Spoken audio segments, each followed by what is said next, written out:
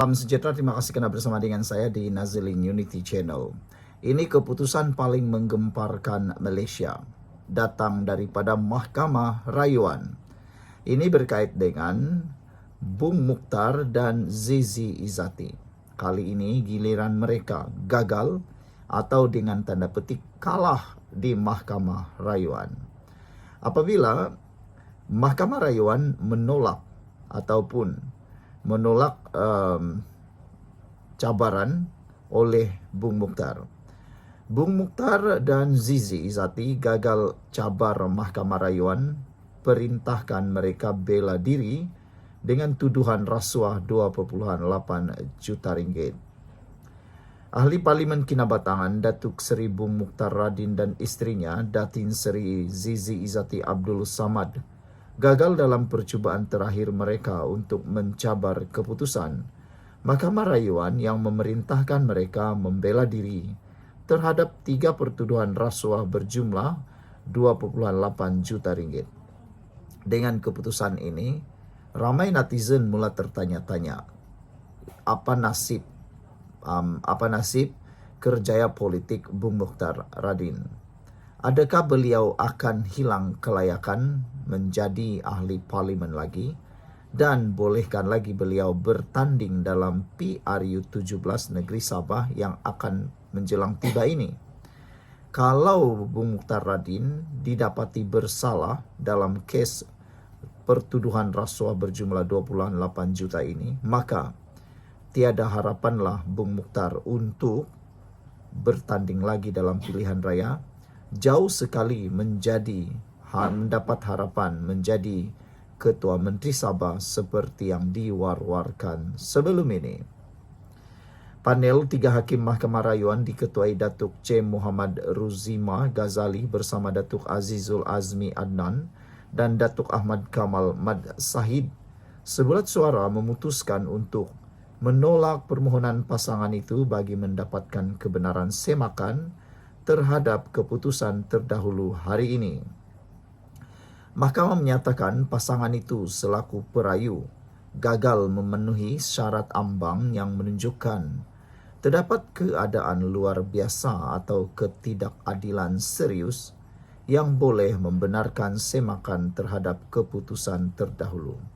Oleh itu, permohonan perayu mendapatkan kebenaran semakan ditolak, katanya lagi. Pendakwaan kes itu dikendalikan Timbalan Pendakwa Raya Low Chin Ho dan Muhammad Fadli Muhammad Zamri, manakala Peguam M. Ati Mulan mewakili Bung Mukhtar dan Zizi Izzati. Bung Mukhtar dan Zizi Izzati mengemukakan permohonan itu pada Mac lalu di bawah Peraturan 105 Kaedah-Kaedah Mahkamah Rayuan 1994 atas alasan panel Mahkamah Rayuan sebelum ini tidak mempunyai bidang kuasa untuk mendengar rayuan pendakwaan dan kuasa panel semakan mengembalikan keputusan Mahkamah Tinggi. Pada 18 November 2024, panel Mahkamah Rayuan diketuai Hakim Datuk Ahmad Zaidi Ibrahim memerintahkan Bung Mukhtar 65 tahun dan Zizi Izzati 47 tahun membela diri terhadap 3 pertuduhan rasuah berkenaan. Selepas membenarkan rayuan pihak pendakwaan terhadap pembebasan pasangan itu yang diputuskan Mahkamah Tinggi di sini pada 7 September 2023. Pada September 2022, Mahkamah Session memerintahkan pasangan berkenaan membela diri atas 3 pertuduhan rasuah itu selepas mendapati pihak pendakwaan berjaya membuktikan kes prima facie terhadap mereka di akhir pendakwaan. Bung Mukhtar yang ketika itu pengerusi bukan eksekutif Felkra Berhad didakwa pada 3 Mei 2019 dengan 2 pertuduhan menerima rasuah 2.2 juta ringgit dan 262,500 sebagai dorongan mendapatkan kelulusan Felkra melabur RM150 juta dalam unit amanah public mutual. Beliau dituduh menerima rasuah daripada ejen pelaburan public mutual Berhad, Madhi Abdul Hamid menerusi Zizi Izzati di Public Bank Berhad, Cawangan Taman Melawati, Kuala Lumpur antara jam 12.30 tengah hari hingga jam 5 petang 12 Jun 2015. Bung Mukhtar juga dituduh secara rasuah memperoleh untuk dirinya suatu suapan, yaitu wang tunai Rp337.500 daripada ejen pelaburan publik Mutual Berhad Nur Haili Ahmad Mokhtar melalui akaun Public Ethical Sequel Fund yang didaftarkan atas nama Zizi Izzati bagi tujuan sama. Pada 9 April lalu, Mahkamah Session Kuala Lumpur membenarkan permohonan pasangan itu untuk menggantung prosiding pembelaan mereka sehingga semakan keputusan terbabit diputuskan. Sekian dulu untuk kali ini. Jangan lupa tinggalkan komen Anda. Salam sejahtera, terima kasih karena bersama dengan saya di Nazilin Unity Channel. Sudah lama kita menunggu berita terkini tentang siasatan kes rasuah membabitkan Ismail Sabri Yaakob, bekas Perdana Menteri Malaysia. Kali ini pendedahan paling mengejutkan, yaitu SPRM akan soal bekas menantu di Indonesia berkait dengan Ismail Sabri Yaakob. Hari ini dilaporkan Ismail Sabri sudah mengisytiharkan harta, tetapi SPRM akan soal bekas menantu pula di Indonesia. Bekas Perdana Menteri Ismail Sabri Yaakob telah mengisytiharkan hartanya kepada SPRM sebagai sebahagian daripada siasatan ke atas dakwaan rasuah dalam kempen Perhubungan Awam Keluarga Malaysia bekas Perdana Menteri itu. Ketua Pesuruhjaya SPRM Azam Baki berkata, Suruhanjaya itu kini sedang bersiap untuk menyoal bekas menantunya, Jovian Mendagi, yang kini di Indonesia. Menurut menurutnya SPRM telah dimaklumkan bahawa Jovian kini sudah menetap di negara itu. Kita tidak boleh memaksa beliau Jovian datang ke sini. Sebaliknya, kita kena pergi jumpa beliau di sana, di Indonesia, memandangkan beliau sudah menjadi warga negara itu. Ia I.O. ataupun pegawai penyiasat dalam proses atau telah dapat berhubung dengan beliau untuk rakam percakapan. Saya sudah meminta pengarah bahagian perisikan SPRM, Zainal Darus, untuk mempercepatkan proses ambil keterangan itu, kata Azam Baki pada sidang media di Putrajaya hari ini. Katanya, Jovian akan disoal siasat dalam tempoh seminggu 2 ini sebagai sebahagian siasatan untuk mengesahkan beberapa aset yang diisytiharkan oleh Ismail Sabri Yaakob. Kira-kira kes ini akan selesai siasatan pada akhir bulan Jun dan kemudian kita akan kemukakan kepada Timbalan Pendakwa Raya untuk keputusan, katanya. Azam berkata rakaman percakapan itu adalah susulan arahan SPRM kepada Ismail Sabri untuk membuat pengisytiharan harta di bawah Seksyen 36 dalam kurungan 1 Akta SPRM 2009. Dia berkata sebanyak 57 individu telah dirakam percakapan bagi membantu siasatan setakat ini. Ismail Sabri mengisytiharkan sumber-sumber perolehan beliau pada 10 Februari lalu.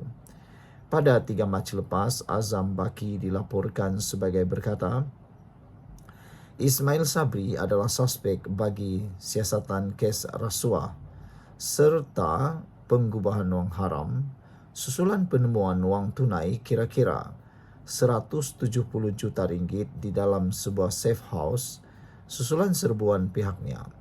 SPRM juga dilaporkan menyita 13 akaun membabitkan nilai lebih RM2 juta bagi membantu siasatan kes berkenan. Saudara, ini memang menggemparkan dan mengejutkan kita. Anak Muhyiddin, menantu Muhyiddin pun belum balik Malaysia lagi. Sekarang ini pula giliran bekas menantu Ismail Sabri Yaakob disiasat, tapi kali ini di Indonesia. Apakah penemuan yang dahsyat akan berlaku? Sama-samalah kita lihat terus drama ini. Tinggalkan komen Anda. Salam sejahtera, terima kasih karena bersama dengan saya di Nazilin Unity Channel. Adakah ini akan mempengaruhi keputusan pemilihan PKR Dan adakah ini akan menyebabkan Rafizi Ramli kalah dalam pemilihan tersebut? Tiap langkah saya ambil sendiri.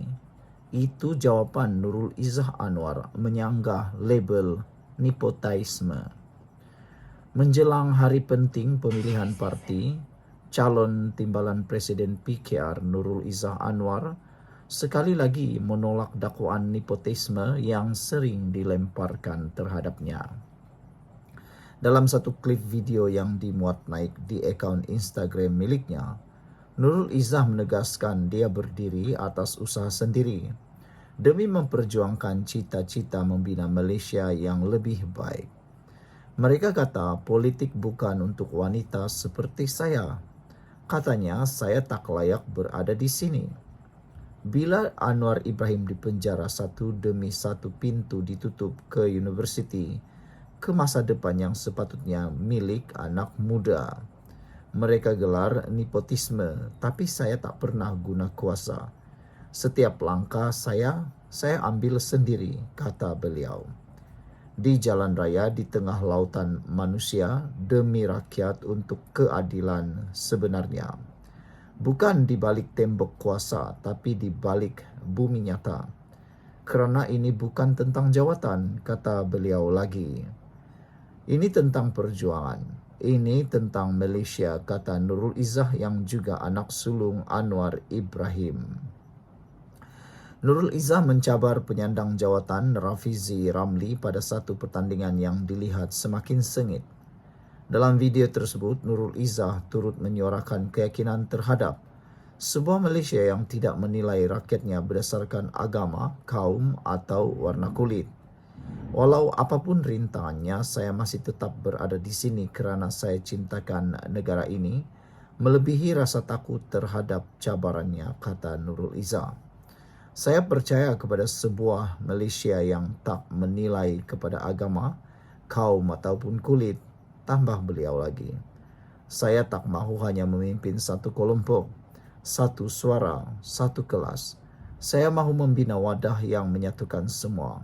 Bukan hanya untuk hadapi badai tetapi bangkit lebih kuat daripadanya semuanya, kata beliau berkobar-kobar.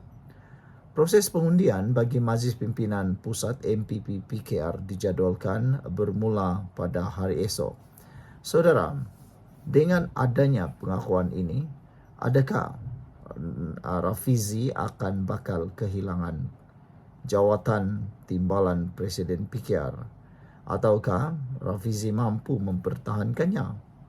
Kita akan menyaksikan perubahan politik pada hari esok. Tiap langkah saya ambil sendiri. Aku, Nurul Izzah, menyangga label nepotisme. Sekian dulu, kita jumpa lagi.